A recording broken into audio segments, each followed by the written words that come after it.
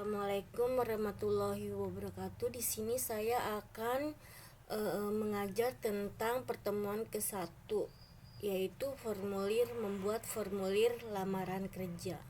Seperti apa formulir lamaran kerjanya? Formulir lamaran kerjanya seperti ini. Nah, seperti ini ya guys, ya. Jadi kita step by stepnya biar bisa rapi seperti ini. Bagaimana caranya? Untuk itu perekaman videonya juga kita potong-potong ya, karena durasinya sangat panjang nantinya pastinya ya. Oke, kita mulai dengan cara apa? Langkah-langkahnya adalah yang pertama, hal yang sangat penting sekali yang sering kita abaikan, yaitu tata cara dalam pengaturan kertas, pengaturan margin dan sebagainya ya. Nah, untuk itu saya akan menekankan di mana cara kerja yang terbaik adalah kita lakukan dulu hal-hal seperti ini menurut saya ya. 1. Membuka lembar kosong pada dokumen Microsoft Word ya. Membuka lembar kosong pada dokumen Microsoft Word. Caranya adalah kita ketik Microsoft Word. Nah, udah tampil seperti ini. Dia akan terbuka. Ini dokumen 1 ya. Ini dokumen yang masih kosong. Kemudian apalagi yang akan kita lakukan? Klik icon new pada toolbar ya. Klik icon new pada toolbar sudah ya. Sudah terbuka ya, dia lembaran kosongnya sudah terbuka ya. Tapi kalau kita ingin menambah, kita klik icon new. Yang mana icon new? Icon new itu yang ini. Nah, kalau seandainya tidak tampil, ini bisa toolbarnya bisa dinyalakan atau dimatikan ya. Karena sudah terbuka, kita kan tidak menekan lagi tombol new-nya. Oke, kita lanjut.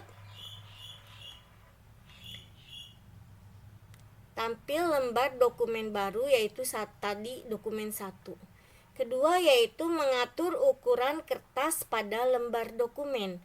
Kenapa harus diatur? Karena ukuran kertas tersebut berbeda yang ada di komputer dengan yang ada di toko buku atau di toko kertas ya. Seperti apa? A4 kebetulan sama ya. A4 folio itu nggak ada ukuran folio ya di sini istilahnya. Coba kita lihat di sini. Mengatur ukuran kertas pada lembar dokumen yaitu klik tab page layout, pilih icon page size ya. Nah, kita lihat di sini.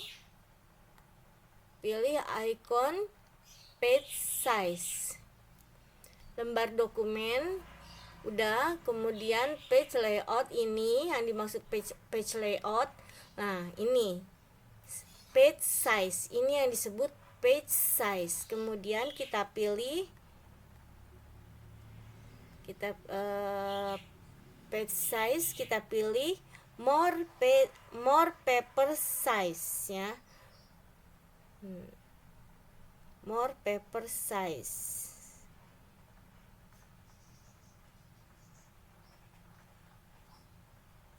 Kemudian apalagi? Nah, di sini kita akan pilih ada 3, ada margin, ada paper, ada layout. Nah, kita kan sedang memilih paper. Kemudian di sini kita pilih, di sini A4 kebetulan ada, tapi folio itu nggak ada ya, nggak ada yang namanya folio di sini. Oleh karena itu kita pilih custom size ya.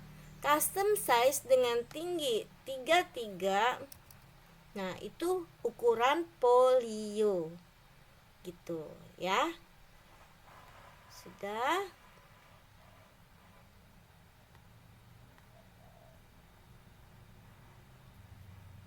Nah, kemudian apalagi katanya? Udah. Pilih custom size, height-nya 33. Mengatur ukuran margin ya. Mengatur ukuran margin pada dokumen. Klik tab layout, pilih margin, pilih custom margin ya. Pilih margin, pilih custom margin. Tampil kotak dialog page setup. Nah, ini aturan-aturannya ya. Ini aturan-aturannya. Topnya 3, leftnya 4, kanan 3, bottom 4. Kita coba. Nah, di sini kita masuk ke margin. Nah, ini icon margin. Kemudian kita pilih custom margin. Di sini akan tampil kan tadi paper sudah ya, paper sudah, ukuran folio. Kemudian kita ke margin. Margin topnya kasih 3. Topnya kasih 3, kemudian leftnya dikasih 4. Leftnya dikasih 4, bottomnya dikasih 4 ya. Bottomnya dikasih 4, rightnya dikasih 3. Nah, seperti ini, kemudian oke. Nah, tampilannya seperti ini ya. Bu, kenapa ininya atasnya marginnya topnya dikasih 3 sedangkan bottomnya dikasih 4 ya kan? Bottomnya dikasih 4 itu supaya kalau kita menulis footer ya kan, misalnya ada halaman, ada nama si penulis, pengarang atau dan sebagainya, keterangannya lainnya, kita mau kasih biasanya di bawah sini ya, footer. Nah, sedangkan kadang kita kasih di atas juga, yaitu page numbernya ada yang di atas, ada yang di bawah. Maka dari itu kita float, biasanya lebih banyak baris kaki ya, baris kaki yang lebih banyak, makanya baris kaki dikasih 4. Terus kenapa Bu untuk left itu 4 sedangkan right itu 3? Biasanya kita kan kalau sampul modul di print out, di sampul atau di bundle ya kan, itu kita kasih 1 space-nya. Kita kasih 1 untuk pinggirannya ya, untuk pinggirannya yang untuk dia merekat itu loh biasanya ya kan. Kalau dia di print out ya kan, kita harus kasih itu supaya rapih gitu. Jadi tinggal 3 satunya itu untuk nyampul gitu ya, gitu istilahnya. Nah, kemudian apalagi Bu? Kita masuk ke ukuran margin, ukuran kertas sudah, ukuran margin sudah, tampil kotak dialog udah. Itu mengatur ukuran layout pada dokumen yang dimana headernya 1,5, footernya 2 ya. Headernya 1,5, footernya 2. Nah, kenapa? Ntar dulu, kita setting dulu ya. Kita setting, masuk ke margin, custom margin nih, page layout, ininya 1,5, bawahnya 2.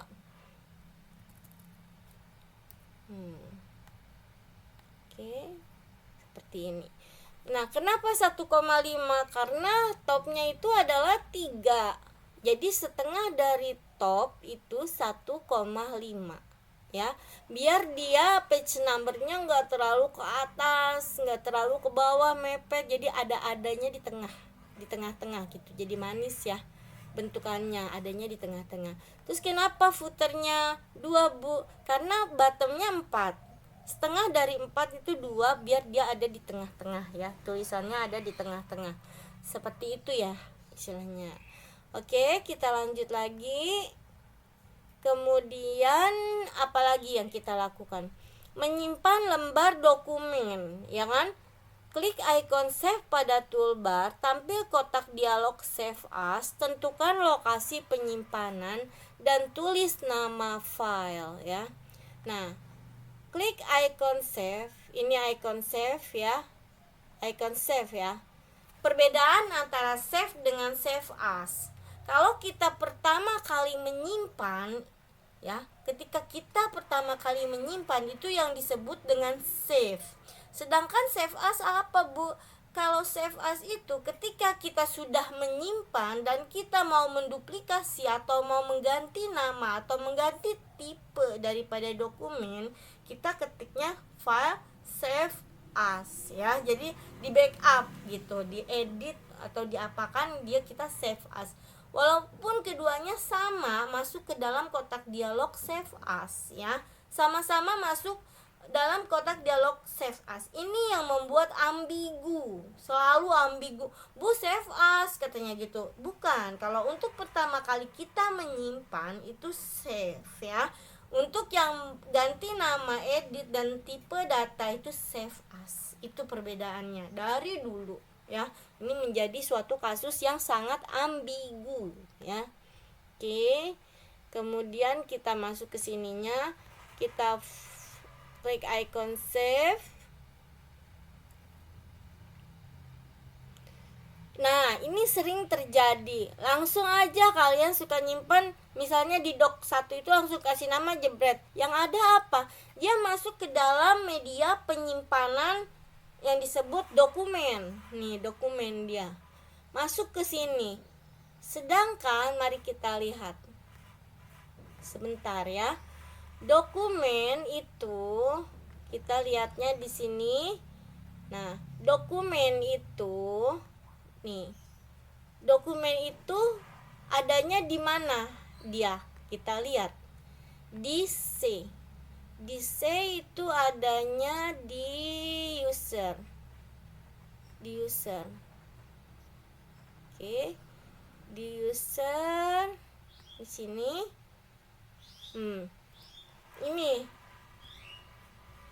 Ini dokumen, ya. Dokumen itu adanya di C, ya guys. Adanya di C. Nah, ketika kita menginstal, semua dokumen itu adanya di C. Biasanya sistem-sistem yang ada di C ketika kita menginstal itu habis dibabat, ya kan? Habis dibabat. Yang terjadi adalah dokumen kita semua hilang, raib. Ya, kebiasaan yang tidak harus dilakukan kemudian harinya setelah kita tahu ilmunya. Jadi data kita tersebut tidak dapat di backup, hancur, ludes semuanya, karena dia ada di tempat di mana file berada, di mana file yang akan kita install itu berada. Jadi habis dia di C, ya. Jangan lakukan seperti itu. Oke. Nah, di mana kita harus menyimpannya, Bu? Di sini penting sekali, teoritis itu, ya kan, tidak otodidak. Kita arahkan dulu di sini kan. Di mana kita mau menyimpannya, yaitu di D, misalnya ya. Kita mau menyimpan di D. Di D. Ini arahkan di D. Di D itu khusus untuk penyimpanan, ya, di D. Dan yang terjadi jika kita menginstal, pesen sama yang install kalau kita nggak sendiri ya, tolong diamankan atau di backup datanya di D, ya. Data kita, data D itu diamankan, tidak usah ditiban gitu. Itu yang dipesan, ya, gitu. Jadi dia bisa aman kalau di D. Di D itu bisa lebih daripada eksternal hard disk yang besar itu, ya, yang besar eksternal hard disk. Lebih aman di D ketimbang di eksternal, ya. Itu kata teknikel yang sering melakukan instalasi dan sebagainya. Mereka lebih jago karena mereka sudah kompeten di bidangnya dan sering melakukan pekerjaan-pekerjaan tersebut karena memang jobnya, ya. Itu. Oke, kita masuk ke sini, kemudian kita mau taruhnya di mana? Di D aja contohnya, ya kan. Nah, misalnya pertemuan ke-1 MS Word. Nah, ini sudah bagus, ya. Tetapi kalau bisa ini jangan pakai spasi, ya.